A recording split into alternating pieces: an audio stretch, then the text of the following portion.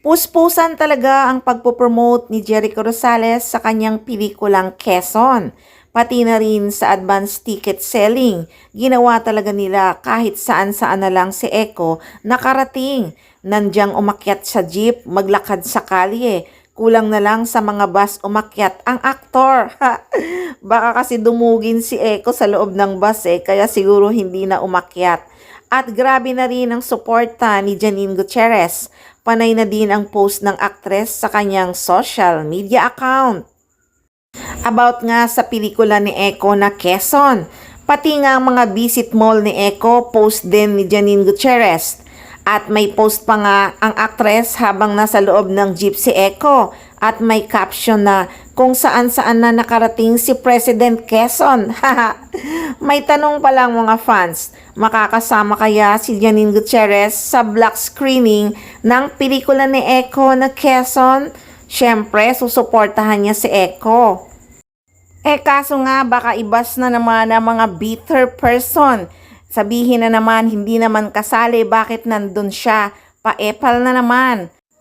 Black screening nga yun, di ba? Kahit sino pwedeng manood, support lang naman niya si Echo. Anyway guys, abangan na lang natin, huwag na tayong umasa. Wait natin ang black screening ng pelikula ni Echo na Quezon kung makakasama nga si Janine Gutierrez.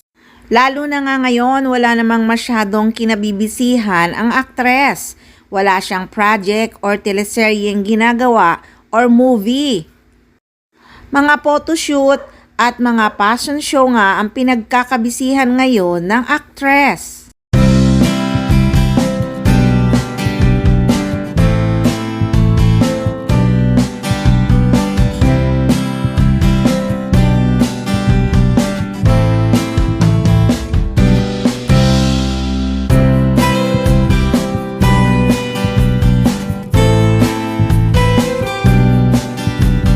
Kaya hindi rin talaga maiwasan na umasa ang mga fans na susuportahan talaga ni Janine Gutierrez si Jericho Rosales sa Quezon. So guys, yan muna ang updates ng Echonin. Wala tayong masyadong paayudang pakilig ngayon.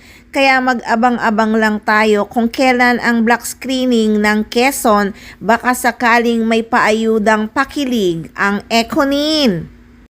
Kaya tutok lang, syempre, dito lang yan sa Maarteng Machika!